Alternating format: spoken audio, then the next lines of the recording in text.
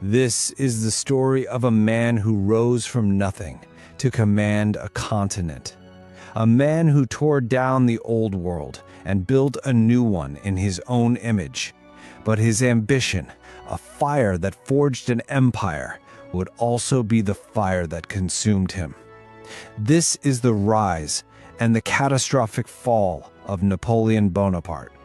Those are the words of the man who ended it all, the victor at Waterloo. He understood the terrible cost of glory. He knew that every victory is also a funeral dirge, and Napoleon's life was a symphony of victories. Our story begins in chaos. The year is 1793. France is a republic, born in blood. The king is dead, enemies circle from without, traitors rise from within. And in the great port of Toulon, royalists have handed the nation's largest naval base to the British. It is a dagger pointed directly at the revolution's heart. The French generals are lost. The siege is failing.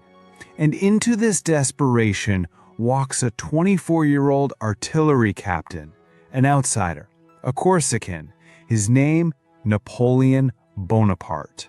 He studies their maps, their plans, and he sees what they all have missed.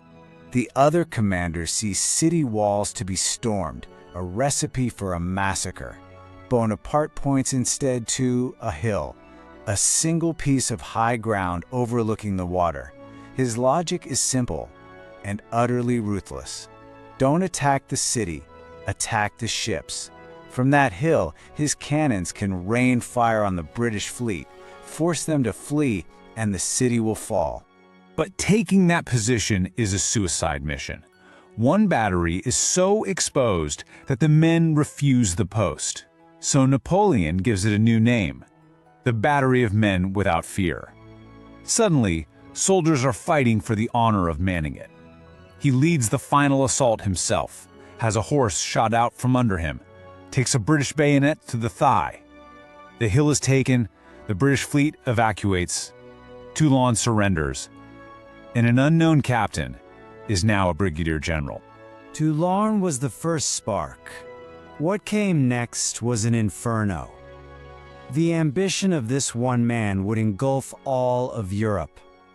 He would not simply lead France, he would become France. His rise is breathtaking, a national hero in Italy, the most powerful man in France after a coup. And finally, in 1804, inside the ancient Cathedral of Notre Dame, he summons the Pope to preside over his coronation. But when the moment comes, he takes the crown from the Pope's hands and places it upon his own head. His power, the gesture says, comes from no god. It comes from himself alone. But this emperor was far more than a warlord. He was a creator.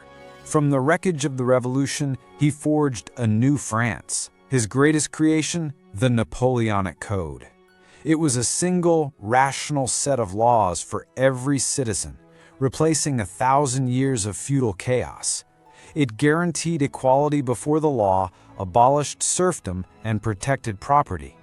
Versions of it still form the bedrock of legal systems around the world.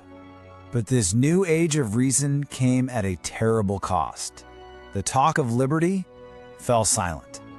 A secret police hunted down his critics. The press was shackled. Women were stripped of the rights they'd only just begun to win.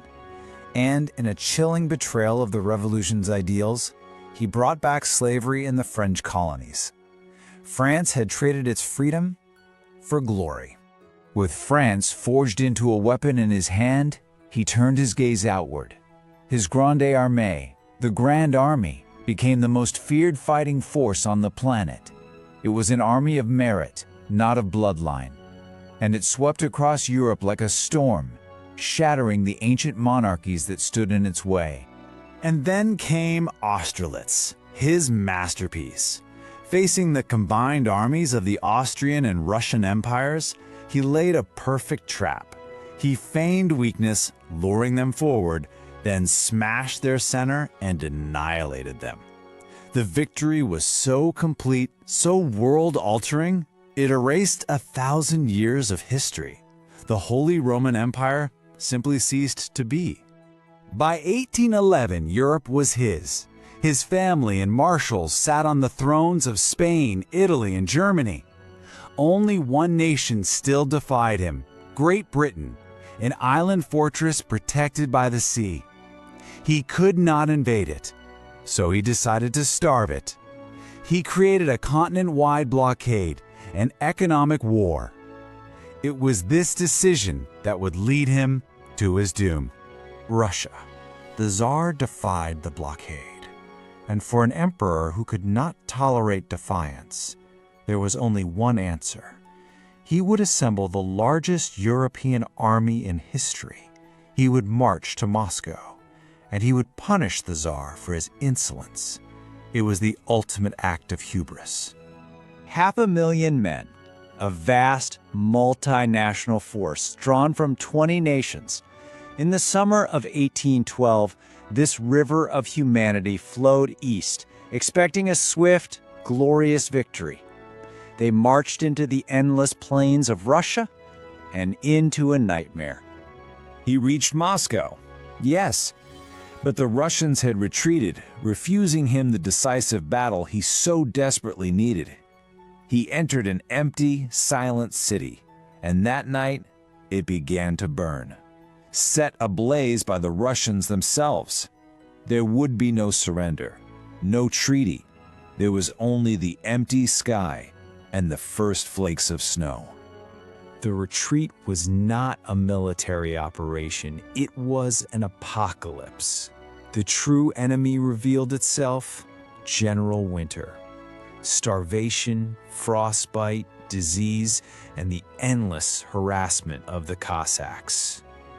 The Grande Armée, the most magnificent army of its age, did not just retreat, it dissolved into the snow. Of the 500,000 who went in, less than 40,000 came out. Russia shattered the myth of his invincibility. His enemies, sensing weakness, united against him. At the Battle of Leipzig, he was finally overwhelmed by the sheer weight of their numbers. The Allies entered Paris, and Napoleon, the Emperor of France, was forced to abdicate. They exiled him to Elba, a tiny island kingdom in the Mediterranean. They thought it was over. But from his small island, he watched, and he waited.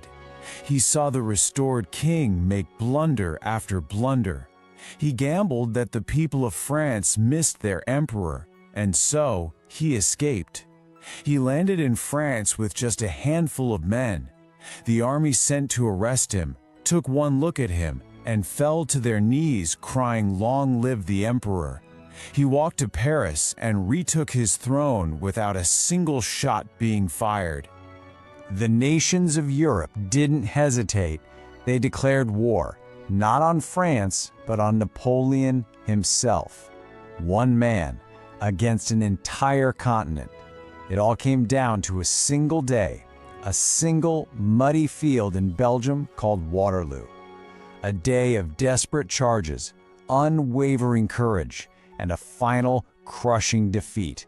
This time, there would be no comeback. His enemies would not make the same mistake twice. No more pleasant island exiles. This time, they would send him to a place so remote, so desolate, that escape would be impossible. They chose a windswept volcanic rock in the South Atlantic, the most isolated, inhabited place on Earth. Elba had been a pause, a chapter. He was still a ruler there, with the hope of return. St. Helena was the epilogue. He was no longer a monarch. He was a prisoner. His world had shrunk from a continent to a single rat-infested house at the end of the world. He was subjected to endless, petty humiliations by his jailer. No longer Your Majesty, but General Bonaparte. His health collapsed in the damp, miserable climate. But in this final prison, he began his last campaign. With pen and paper, he dictated his memoirs.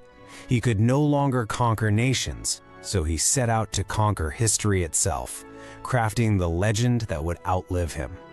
He died at the age of 51, but the battle for his soul rages on. Was he the enlightened reformer who brought order and law out of chaos? Or was he a blood-soaked tyrant whose ego cost millions of lives? Was he a liberator or a conqueror? The truth is, he was all of these things, and his shadow still falls across the world we live in today.